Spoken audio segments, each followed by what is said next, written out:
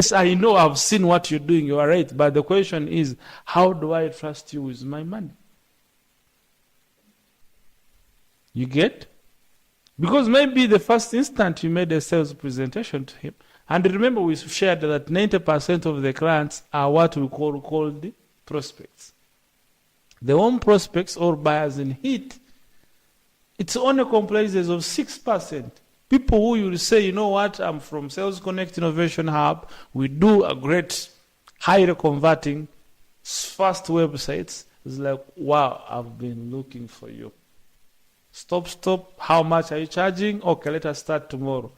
To be honest, 6%. But the rest of the 90%, you really need to walk with them through a sales process. You need to gather the information about them. You need to know. You can even gather information from their competitors. Because now how are you going to persuade him to buy a website when his competitors are not investing in the website? But if you've done your homework and you've realized most of his competitors are actually engaging in website development, then you can use it as also actually a closing technique. Like, by the way, Angel also have Hotel B.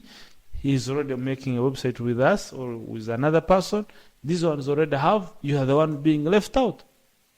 Or if they are not investing in the website, you can say, your competition is very less on this. If you can invest this money into the website construction, now you can actually be a step ahead of your competition.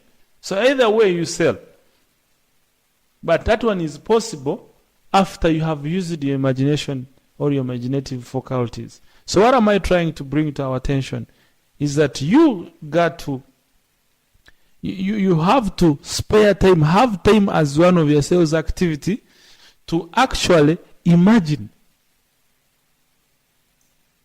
Imagine.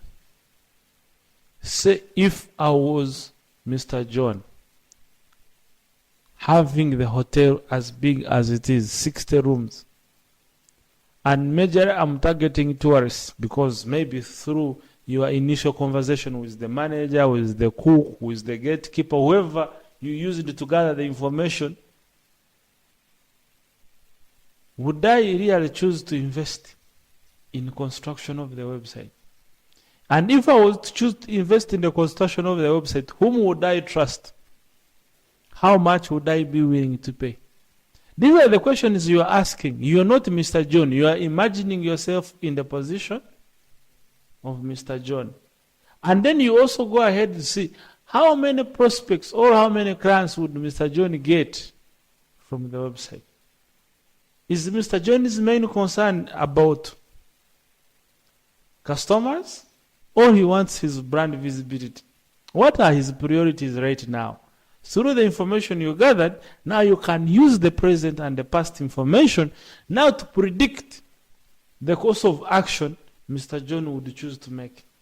Because you've already put yourself in the shoes of what? Of Mr. John. Now you know the most questions Mr. John is likely to ask. And now you've made your script. By the time you reach there, you will know what would stop Mr. John from buying. If it is a price, you've already handled it. If it is a newness objection, you've already handled it. If it is quality objection, you already know how to handle it. All the 6 objections you've already covered. You know how to handle them. And then you can go ahead and make a presentation when you are fully, because you've taken time to walk in the future of Mr. John. And you never walked as someone, as Angel or Humphrey or whoever, but as Mr. So that is what this separates us from the animals. Animals have no ability of walking into the future. That's why I have not seen a cow innovating a car. Imagine if you found cows trying to make cars. You see, what separates me and the animal is actually the imagination. And all the great things you're looking at on this earth is because some people studied the past, studied the current situation, and tried to see if it was like this, how would it be? And then they went now for the technical people, especially for the innovation part. Would it really disobey the laws of physics? Would it disobey the laws of chemistry, biology, whatever it is? And they went ahead to experiment. And boom, products came out.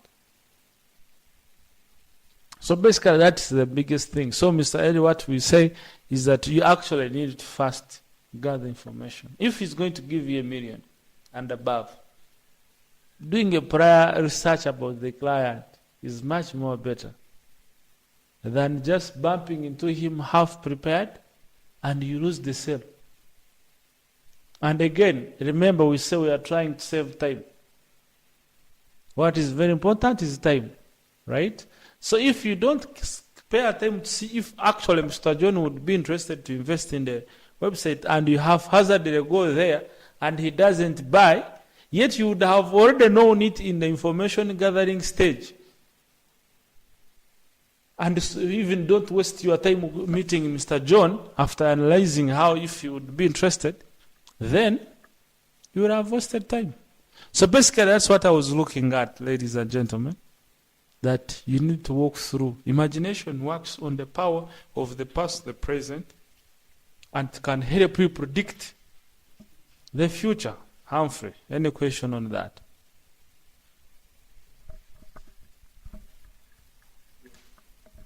Precisely, I'm speaking up, I'm having a submission.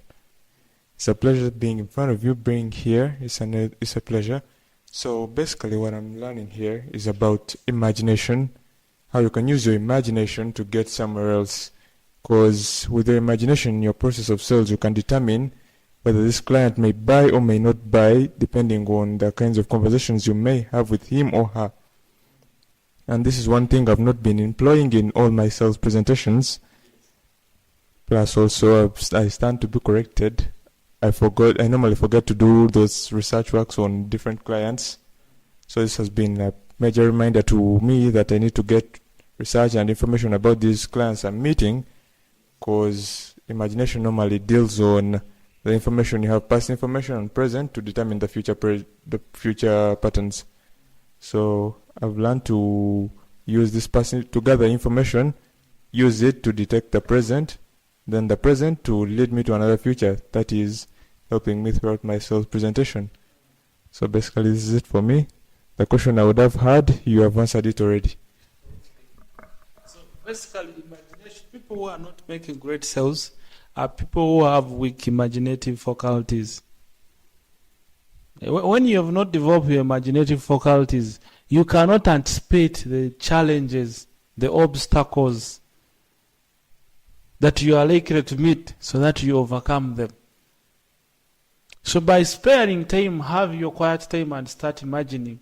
You hear the word imagining, like if it was like this, how would I handle it? If it was like that, how would I handle it? Now, through that mental practice, you reach a period where things are becoming easy on your side. But unfortunately, most of the salespeople, they just meander around the streets doing whatever they want to do. And when they don't make sales, well, they blame the company, they blame the quality, the prices.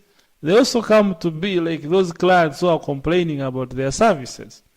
I've heard so many people suggesting, let us reduce the prices, let us do this. The clients are saying, the issue is that you never imagined that if Angel says that the price is too high for your website, 1 million for a website, what could be the right answer? Now you're imagining. Even the question is, would even Angel have the guts to spare a 1 million on a website? Or that would be too little? Would it be too little or too much? You see? Now, as you're asking those questions about Mr. Angel, and that's why we have project books, not books that we take records of our clients. We are studying the clients, like how doctors study their patients. If you have ever been in a hospital, if you've ever been sick, some doctors will come and give you certain medicine, even before the dose ends. He says, you know what, we need to change the medicine. We need to change? Why? Because he has taken a record of what you've gone through, what you've been through before he came. That's why they ask you questions. When did you get the sickness? How strong is it? Did you do this? Did you do this? Did you do this? On the top of that, they take examination. They take it to the lab. They study now the current situation. And then finally, it's okay, this is likely to happen.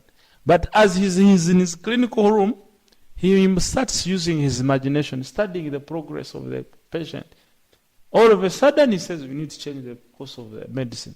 And when he changes, you see the first improvement. So also you need to study your client as a doctor studies his what? Maybe the kind of approach you used was the wrong one. You need to use another one. But how will you know that the approach you've used on a prospect is the wrong one when you've not taken keen interest in studying the prospect? When you've not given time to know. Instead of reaching 100 clients in a week or in a month, and they all don't turn up to yield, or a few turn up, you'd rather reach 50, take good notes on them, and 50% of the 50 buys. You are far better than the other one who was passing through. So basically that's what I wanted to tell you. Secondly, on the power of imagination, there is also another practice we call visualization. Visual. The difference between imagination and visualization is visualization, you paint pictures of the results you want the client to go through.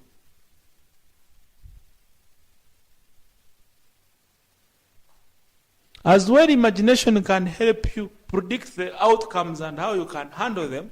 Visualization is the power you use to paint pictures in your head on how you want your client to behave.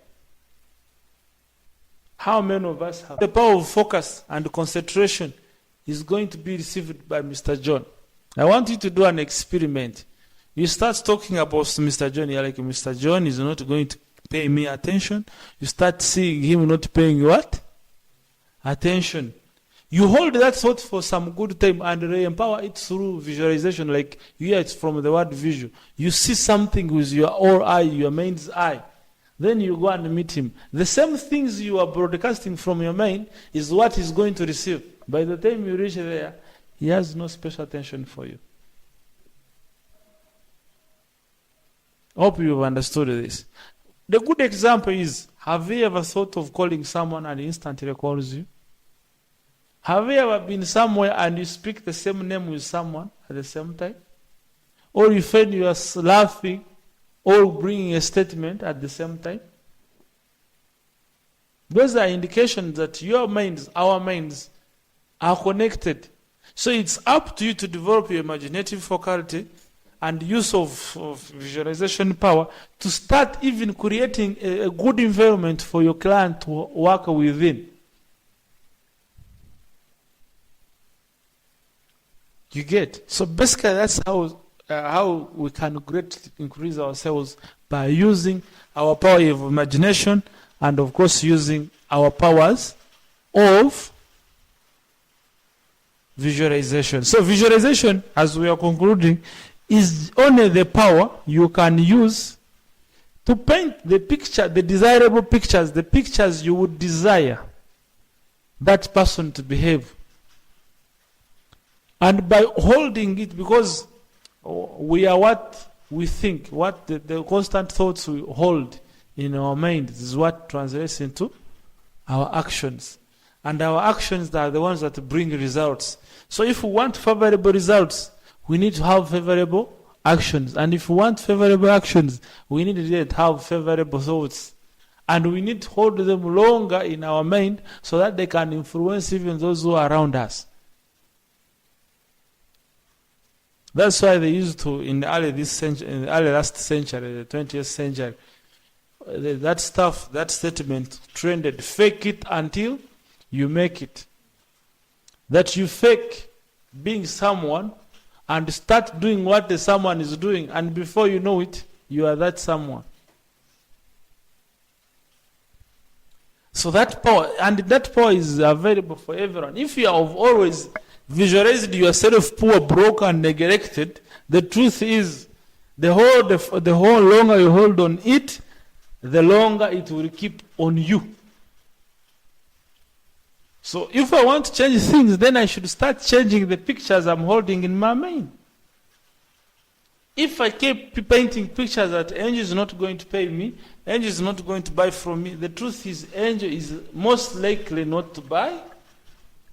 So the question is, how do I increase sales? One, do the due diligence study, understand what your prospect is going through, and you know why you should do it. You do it entirely for a better reason, to understand whether you are the right person to solve his problems, and how best he would want his problem to be solved. So that when you're doing your sales pitch, you actually speak what he wanted to hear.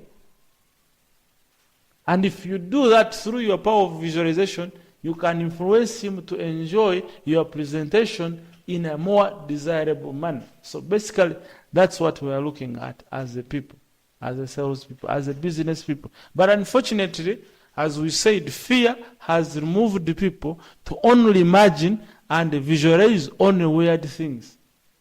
And that's why even our lives are weird itself. If, let's say, Ham has always visualized being in Dubai, the longer you hold on it, and the longer you make your research on the same activity, soon enough you'll be sitting on the plane, flying Emirates, and then it will come to you, the same vision will come to you like, by the way, I always thought of it. That's why they normally say, there is nothing new under the sun. Nothing new. And there is nothing that has ever happened to you that you never knew. So basically that is it. So you have nothing new. You first visualize the picture you hold over. So if you've always visualized people working with you, people supporting you, and then you are doing the actions that actually empowers them to do what you're visualizing, then the same situation is going to happen. So that's the most important aspect of sales. So if you've always visualized closing 5 deals a week, and then you are doing what people who are closing 5 deals a week are doing, then you will close them. That's it. There is no option. But if you've always visualized, you know the difference. Confusion comes when you visualize good things and you do weird things.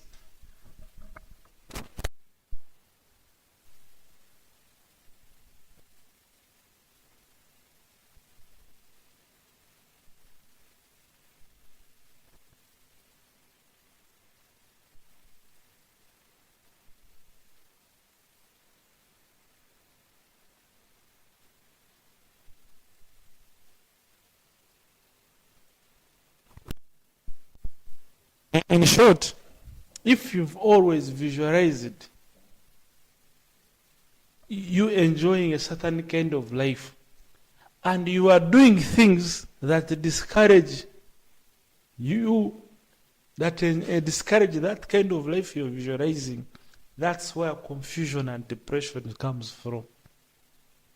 But if you visualize yourself as a great man, enjoying great things, and you go ahead to do the action of what great men are doing, you will get the great results. So if you visualize yourself closing more sales deals, and you actually do the prospecting, the qualifying, the presentation, and the closing every single day, every single hour, truth will be, you will get them. Because the truth, another problem comes is when you actually do what the great salesmen are doing, but in your head, you've painted a great picture of saying things are not going to work out. That is also where the confusion comes from. So basically, that's why I wanted to share us with this kind of great insight, that your visualization and imagination should always be in cooperation. And most importantly, even your actions. Because the truth is, when you look at this, there are 3 stages of action. There is thinking, speaking, and acting. Those are 3 stages. And you are doing things that discourage you, that discourage that kind of life you're visualizing. That's where confusion and depression comes from. But if you visualize yourself as a great man, enjoying great things, and you go ahead to do the action of what great men are doing, you will get the great results. So if you visualize yourself closing more sales deals, and you actually do the prospecting, the qualifying, the presentation, and the closing every single day, every single hour, truth will be, you will get them. Because the truth, another problem comes is when you actually do what the great salesmen are doing, but in your head, you've painted a great picture of saying things are not going to work out. That's also where the confusion comes from. So basically, that's why I wanted to share us with this kind of great insight, that your visualization and imagination should always be in cooperation, and most importantly, even your actions. Because the truth is, when you look at this, there are 3 stages of action. There is thinking, speaking, and acting. Those are 3 stages. Every action we've made, we had to first think about it, voluntarily or involuntarily. And at a certain time, we spoke about it, knowingly or unknowingly. Some of us, we talk it to our friends. Some of us talk it ourselves. Either way, you have to talk. Because that's a process of thought. In fact, that's what we call thought process. Then the next thing is actually to do the action. Doing the action.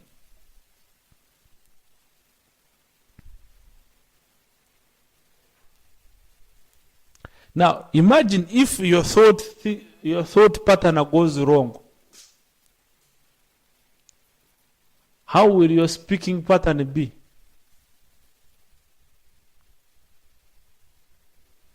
And those 3 parts influence each other symbiotically, or in that natural way. You get from the thought, you go to the talking, and you go to the action. From action to thought, whatever you do also influences your speech. At the end of the day, also it influences your thoughts. So that's why we are saying, if you're thinking right and you are speaking wrong, then in fact you confuse us. But most importantly, you confuse yourself. That's why lying, we say when you lie long enough, you start believing your own lie. You remember the other story I shared of a professor who was reading, and then children at the balcony there, and then children were making a lot of noise down there. He says, how do I get these boys without fighting with them? You know, when you're a professor, you don't need really to exert so much energy. So what you got to do, you have to be intellectually steady to confuse those kids and go. Then down the thought comes to his mind, is like, what if I tell them that an angel has fallen from heaven and is up there at the church? Children always do love mysterious beings. That was in the head of the professor. And all of a sudden, he goes like, you kids, you know what? You guys are so amazing, but what you don't know, an angel has fallen and has visited our church. The kids are like, what? I want to see the angel, and the rest I want to see the angel. All of a sudden, they rush to the church. Now the professor is happy, he has made a lie, and the lie has worked. So what happens? The professor goes back to read. As he's reading, those breaks, whenever you are reading, there are always breaks. He sees 2 people going up. It's like, okay, people are going up. He sees another group of 6 going up, another group of 8. It's like, oh, I need to ask. When a group of 12 comes, like, you guys, where are you going actually? It's like, we are going to the church. Why? An angel has fallen. It's like, these guys are idiots. How could the whole village fall for my lie? He goes back to read. As he's reaching up, now a group of 30 is going up to the church. A group of 60 is like, what? I need to ask these ninjas. Like, guys, where are you going? Going to the church. Why? The angel has fallen and has visited us. And what the professor says, maybe it's true. He goes to the church. So what does it say? The more thoughts you hold on yourself, whether they are true or lies, you'll soon believe them. So your thinking pattern, your speaking pattern, and your action should always be in collaboration for you to get the desirable results. Either all of them influence each other. What you speak influences your thoughts, and what you speak influences your action, and your actions influences your speech. At the same time, it influences, but all begins from the thought pattern. So if I want to change my speech, I need to change my thoughts. However, some people, it doesn't take short time. For example, if you have always been a thief, to change your act of theft, you can start talking to yourself that you are not a thief. But don't expect that results will come instantly until your brain conceives it.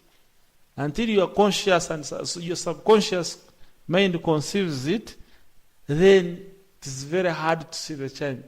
So all you need is to keep on impressing the same thought to your mind. So is, if you have a thinking and a feeling that angel is not going to buy from me, all you need, even before reaching angel, first impress it to yourself that angel is going to buy from me. And then the question is, don't just think. That's now what we call daydreaming. Go ahead and do the actions that would enable angel to buy from you. Even start talking about it. That's why talking about it is very important. Because talking also influences your brains. And your brains also influences your actions. And the actions do the reverse like that. So basically, the only way how to increase ourselves is using the power of visualization. And visualization is all about holding pictures that we desire to have so that we can experience them in real life. So the more you use your imagination faculty, the stronger it will become. Use the same methods you use it to develop your memory, but more important, to develop new patterns in order to create new ideas and concepts on how to properly make your sales presentations and close more deals. Use your imagination faculty to make your prospects believe you and believe your products and your services. That's the most important thing. So you will not get sales by just going to the field. You need to gather information. You need to study your client. In fact, you should be having like an imagination board and study board like Angel, client B, client C. Now, what are the current activities are we doing? Are the activities I'm doing actually leading him to the sale or not? If yes, fine. If no, fine. Then it's very dangerous for you to reach a client when in your head you already convince yourself that he's not going to buy from you. And again, as we said, as we are winding up, your brain has always found a way of tricking you. Now, if it keeps tricking you, unless you challenge it, it will only keep giving you bad news, weird news. Things are going to fail. The sky is falling. You are going to die. Because your brain was wired biologically never to help you, only to protect. So it is more attracted to the bad news and weird situation than good news and great situations. Why? That's how it is. So it's up to you to influence it to only produce the results that you desire. Left on its own, it will always bring nightmares for you. So for that case, I pray that we now start using our sales, our mental faculties, especially the imaginative faculties, and again use our visualization faculties for us to understand. Now you can research more about the power of imagination and how you can develop your imagination. And if you're looking for a book that you can actually buy and learn more about that, all you need is The Fool's Way to the Top. The Fool's Way to the Top is one of the books I wrote, and I have a full chapter on imagination and visualization, how you can use them to actually develop yourself. And it's an aspect we've not been developing for some time. That's why our creativity has been so low. Just grab that book and enjoy it. So maybe any other person who has a question as we are winding up, we should end. Beto, you have a question? City, you have a question? So basically, as we are winding up, ladies and gentlemen, those who are streaming with us, thank you. We can see some members already with us. We also pray that those who are not getting it because of the internet connection, just wait at 7. Today at 7, be there and you will have the whole arrangement. So you need to know this, you will learn more about this and enjoy closing more sales. For that case, let's end up our podcast today. We talked about Sales Connect. Of course, we say it's Sales Connect podcast at Sales Connect Radio. Of course, being hosted by Sales Connect Innovation Hub. All you need is to be innovative. If you need a website, just call on us. If you need a mobile app, call us. If you need a mobile desktop app or system, just call us and we shall be next to your door. And if you want to build a house and you don't want to spend a lot of money on it and still have that luxury mansion of yours, all you need just call us and we shall be next to you trying to do great work for you. And more importantly, if you want to develop your sales team and you want to increase your sales, if your company largely depends on sales like most of them, and you have a sales team that is not being productive, all you need to do is just reach us and we shall be happy to serve you. Ciao.